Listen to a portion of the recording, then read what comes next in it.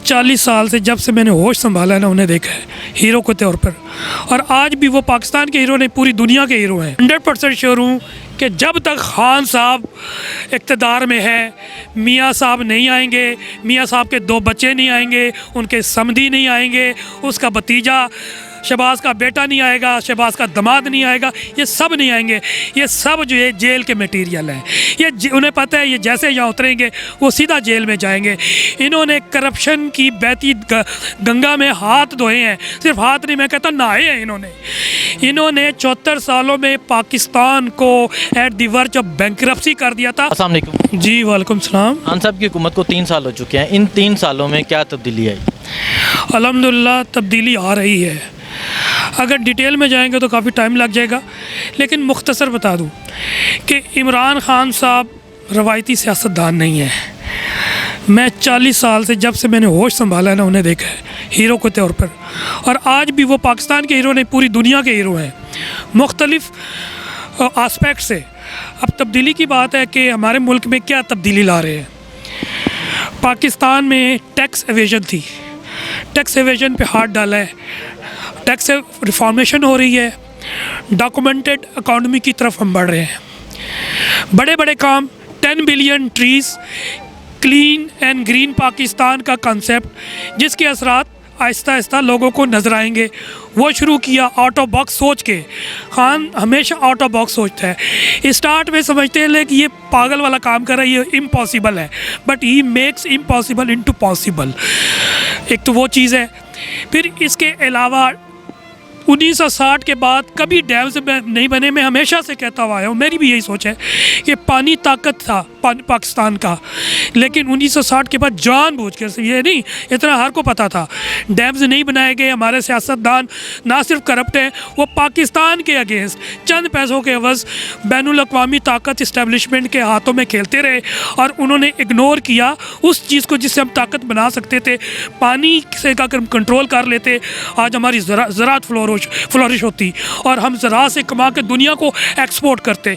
फिर पानी हम सस्ती तरीन बिजली बना सकते हैं, जिसकी वजह से हम फैक्ट्रीज़ बना सकते हैं। तो दुनिया की सारी ताकतें, चीन फ्लोरिश अगर किया है ना, तो उसकी एक वजह थी कि चीन ने बिजली सस्ती पैदा की और सस्ती ज़मीन इन्वेस्टर्स को दिए, आए फैक्ट्री बनाए, आपको बिजली भी सस्ती है।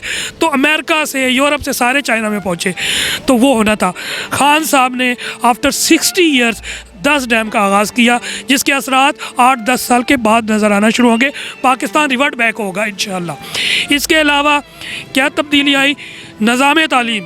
74 साल में यकसा निज़ाम तालीम नहीं था, मदरसे का अलग निज़ाम था, अमीर के लिए अलग, गरीब के लिए अलग। इमरान खान का क्लियर कट है, कल परसों में बता रहे थे, आज भी बताएंगे कि 74 साल के बाद जो हम ख्वाब था कि यार अमीर गरीब के लिए तमाम तालीम एक होनी चाहिए, उन्होंने एक करिकुलम दिया है। बड़ी एफर्ट्स है इसमें, ये विद इन नाइट नहीं हुआ। अच्छा, अपोजिशन की तरफ से कहा जाता है गरीब तबाह हो गया। आप ये बताएं, एक गरीब इंसान के लिए क्या हुआ?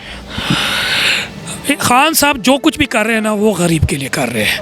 अब क्वेश्चन ये है कि फिर वही आ जाता है, लॉजिकल क्वेश्चन ये है कि विद इन नाइट नहीं होता। नंबर 1, कोविड मत भूले, कोविड एक मेनेस है, सिर्फ पाकिस्तान के लिए नहीं, पूरी इंसानियत के लिए। पूरी दुनिया जो है ना उलट से पुलट हो गई है कोविड की वजह से। खान साहब इत्तेफाकन खान साहब की हुकूमत के दौरान 2020 फरवरी में कोविड का शुरू हुआ, जिसकी वजह से दुनिया की इकॉनमी बिल्कुल स्लम में चली गई। बट खान साहब की पॉलिसी की वजह से आप ये देख लें कि कोविड के कम से कम असरात हुए हैं। लेकिन हम ये कहें कि कोविड से कोई असरात नहीं हुए, यह गलत बात है। ये जहन में रखें। इसके होते हुए पाकिस्तान की एक्सपोर्ट्स देख लें, बढ़ रही है।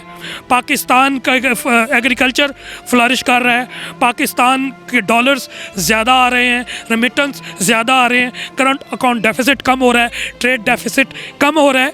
मुख्तसर ये है कि इसके असरात आएंगे। अब महंगाई की बात खान साहब भी बताते हैं, सारे को पता है, पढ़े लिखों को पता है, हमें चाहिए कि गरीबों को बताएं कि यह जो नहीं समझते उन चीज़ों को, कि इस वक्त पूरी दुनिया में महंगाई है, इस वजह कोविड की वजह से चीज़ें महंगाई हुई है। अगर मैं डिटेल में जो बताऊँ कि रीज़न मुख्तसर ये कि महंगाई इस तरह हुई कि पाकिस्तान अनफॉर्चुनेटली, क्योंकि ज़री मुल्क है लेकिन ज़राअत हुई नहीं यहाँ पे, दालें बाहर से बुलाता है, ऑस्ट्रेलिया से, अमेरिका से। तो जब दालें यहाँ पर आएंगी, तेल घी बाहर से आएगा तो महंगी होंगी ना। अगर मैं कह रहा हूँ कि अगर अगर कंपैरिजन कर लें तो अगर अमेरिका ये अफ़गानिस्तान में इंडिया में आप देख लेंगे दालें उस रेट से नहीं वो ज़्यादा बढ़ी हैं, पाकिस्तान में कम। तो इन हवाले से इवन दो कम से कम जो है ना गरीब तक प्रेशर डाल के उसकी वजह क्या है, एहसास प्रोग्राम शुरू किया इमरान खान से। इस एहसास प्रोग्राम में बहुत से पोर्टफोलियोज़ हैं जिसमें एक है भूखा कोई भूखा नहीं सोएगा। उसमें गरीब बंदा आज भूखा नहीं सो सकता। बड़े बड़े शहरों में शेल्टर होम्स हैं, रात को भी रह सकता है, खाना भी खा सकता है। अब मोबाइल सर्विसेज भी शुरू कर दी है। फिर इसके अलावा स्किल एजुकेशन दी है कि आजकल ऑनलाइन लोग कमा रहे हैं। मैं कहता हूँ कि नो डाउट पाकिस्तान में इस वक्त जो है ना आपकी पेइंग कैपेसिटी ज़्यादा हो गई है, हम पहले से ज़्यादा कमा रहे हैं। बड़ी लंबी डिटेल पे चले जाएंगे मुख्तसर, जब आप कमाएंगे तो आप खर्च भी कर सकते हैं। तो जब इस कंपैरिजन में जाएंगे तो इस वक्त माशाल्लाह हम बहुत अच्छे, कोई भूखा नहीं सो रहा। ये सिर्फ वो नाहल लोग कर रहे हैं, नालायक लोग। अपोजिशन के बारे में बताएं। मियाँ साहब लंदन में मौजूद हैं, क्या समझते हैं मियाँ साहब वापस पाकिस्तान आएंगे? मैं 100% श्योर हूँ कि जब तक खान साहब इक़्तिदार में है मियाँ साहब नहीं आएंगे। मियाँ साहब के 2 बच्चे नहीं आएंगे, उनके समधी नहीं आएंगे, उसका भतीजा शहबाज का बेटा नहीं आएगा, शहबाज का दामाद नहीं आएगा, ये सब नहीं आएंगे। ये सब जो है जेल के मटेरियल हैं। ये उन्हें पता है ये जैसे यहाँ उतरेंगे वो सीधा जेल में जाएंगे। इन्होंने करप्शन की बहती गंगा में हाथ धोए हैं, सिर्फ हाथ नहीं मैं कहता नहाए हैं इन्होंने 74 सालों में पाकिस्तान को at the verge of bankruptcy कर दिया था। ये सबको मालूम है। इकोनॉमिस्ट कहते थे कि जनाब पाकिस्तान की जो इकॉनमी है आलमोस्ट कोलैप्स होने जा रही है। बट अल्हम्दुलिल्लाह ये इमरान खान साहब की शबाना रोज़ मेहनत थी 3 साल की कि अब आज कोई इकोनॉमिस्ट नहीं बात कर रहा कि पाकिस्तान जा रहा है जी, पाकिस्तान बैंकरप्ट हो रहा है। तो ये इमरान खान साहब की फिर ख़ानदानी निज़ाम, हम जैसे लोग जिस तरह अभी सरदार मसूद साहब भी कह रहे थे कि हम भी ख्वाब देखते हैं, ये भी टैलेंटेड है, हम भी टैलेंटेड है। ये क्या तरीका है कि जनाब भुट्टो फौत हुआ तो बीबी आ गई, बीबी के साथ जरदारी भी लग गया। तो ख़ानदान का जो 80s में शुरू है ना काम, ये इतनी जड़ें पकड़ चुकी है, इनको तोड़ना है हम सब ने मिल के। ये सिर्फ मेरे दुश्मन नहीं है, ये सिर्फ इनके दुश्मन नहीं है, ये आपके भी दुश्मन है, ये पाकिस्तान के दुश्मन है। और जो लोग कहते हैं ना गद्दार, जो करप्ट होता है ना करप्ट, वो गद्दार भी होता है। गद्दार बाहर से नहीं आते, गद्दार वही होता है जो मुल्क से, अपनी ज़मीन से वफा नहीं करता, जो ईमान बेच देता है ना पैसे की खातिर, तो पैसे की खातिर से बचाने के लिए अपना ईमान के साथ मुल्क भी बेच देते हैं। तो ये सारी चीज़ें आप देख लें। सिर्फ फ़ॉरेन पॉलिसी के हवाले से मैं बात करूँ तो उसमें भी काफ़ी टाइम ले लूँगा, लेकिन मुख्तसर ये कि फ़ॉरेन पॉलिसी में पाकिस्तान 2018 तक बिल्कुल दीवार पर लग चुका था। जो प्लान था मोदी का इंटरनेशनल इस्टेब्लिशमेंट का पाकिस्तान को टेररिस्ट स्टेट डिक्लेयर करने का, वो ख्वाब पूरा ऑलमोस्ट हो चुका था। आप ये देखें किस तरह रिवर्ट बैक हुआ। क्या आज पाकिस्तान पूरी दुनिया में नाम नहीं नज़र आता?